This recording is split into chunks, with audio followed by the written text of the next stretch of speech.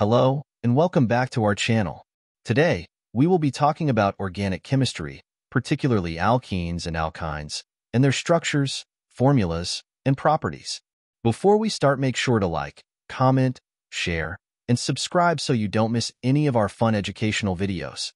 We have previously talked about what organic chemistry is, but let's recap. Organic chemistry is a branch of chemistry that focuses on the study of carbon-based compounds, typically involving carbon-hydrogen (CH) bonds.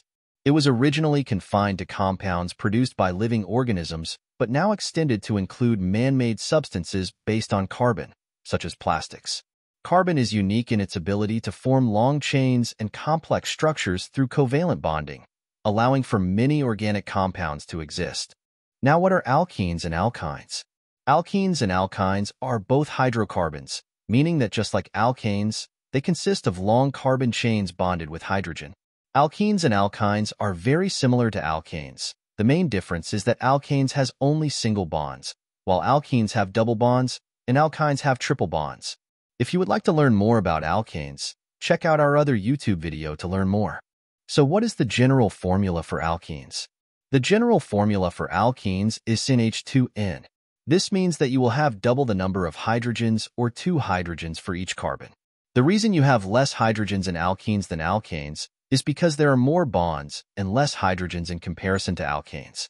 What about the general formula for alkynes? The general formula for alkynes is CnH2n-2. This means that for every carbon, you will have double the amount of hydrogens minus 2. The more bonds you have in a carbon, the less the hydrogens. Let's see an example. So here we have ethane, ethene, and ethene. Ethane has a single bond between the 2 carbons and 3 hydrogens bonded to each carbon. Ethene has a double bond between the carbons and 2 hydrogens bonded to each carbon.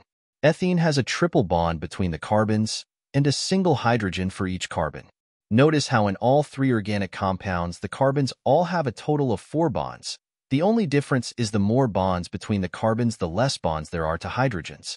Now, how do we name alkenes and alkynes? Notice how an alkene ends in -ene and alkyne with -ine. That is exactly how their organic compounds will end with.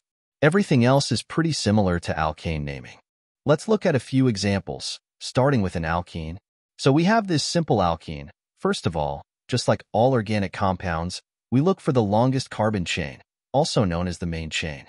Since this is a straight carbon chain with no branches, the whole thing is the main chain.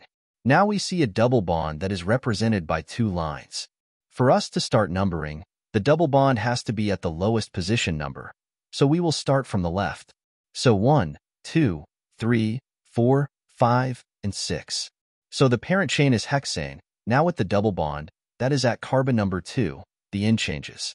First, we remove the -ane ending, then we add a hyphen, then we write the position number where the carbon happens, so 2, then hyphen, then since it's a double bond, we write -ene. So this compound is called hex-2-ene. Let's look at another example, a harder one.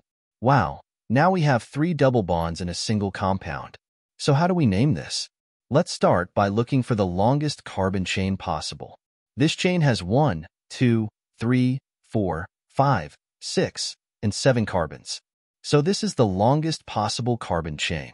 Did we number it the right way? We have a chloride branch, a methyl branch, and 3 double bonds. So much going on. Double bonds will always take priority. So what you will have to do is number the chain in a way where the double bonds will have the lowest possible position number. For the left side, the double bond positions are at 2, 5, and 6. For the right side, the double bond positions are at 2, 3, and 6. So obviously numbering from the right side gives us the lowest possible number positions for the double bond, meaning we numbered it the right way. Now to name it, we start with the branches alphabetically, so the chloride comes before the methyl. The chloride is positioned at carbon number 5, so we write 5-chloro, then the methyl is also positioned at carbon number 5, so we add a -5 then -methyl. Since we have 7 carbons, the parent name starts with hept, so we write hept, then we write 2, 3, 6, since these are where the double bonds are. Then -trine. Since there are 3 double bonds, you have to add the tri. There is one more thing that we have to add. Since we have more than a single double bond, we have to add an extra A after hept, just so the pronunciation makes sense. So this compound is called 5-chloro-5-methylhepta-2,3,6-triene. Now let's move on to naming alkynes. Naming alkynes is super similar to naming alkenes. They follow the same rules. The only difference is that alkynes end with -ine. Let's try an example. So we have this nice and simple alkyne that has a triple bond and a fluorine. Just like alkenes, you must number so that the triple bond is at the lowest position number, since it has more priority than fluorine. This is a simple example, and obviously naming from the left will give you the lowest position number for the triple bond. So we number it as 1, 2, 3, and 4. The fluorine doesn't count because it's not a carbon, it's attached to carbon number 4. Since fluorine is the only branch, we will start with it. So we write 4-fluoro, then the parent chain is biot, and there is only one triple bond, so we don't add an A. The triple bond is at carbon number 2. So our compound name is 4-fluorobut-2-ine. Very easy and simple, and very similar to alkenes.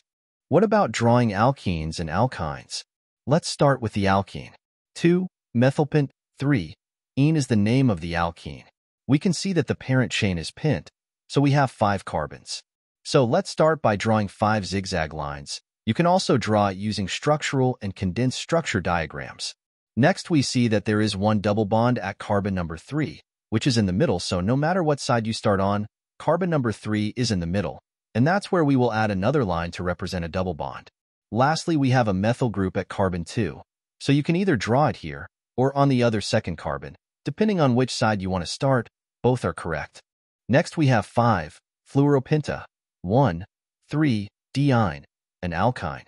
So first thing, we can see that the parent chain is pentane, meaning there are 5 carbons, so we will draw 5 carbons. Next, we see that there is a fluorine, so we add an F to the last carbon. You can choose to add it on either left or right. Then we see that at carbon number 1 and 3 both have a triple bond, so we draw triple bonds at both carbons. And that's it. Nice and easy. The more you practice, the easier it gets. That's it for alkene and alkyne naming and drawing. We hope you all enjoyed this video and learned something. Don't forget to like, comment, share, and subscribe. We hope to see you in our next video. Bye.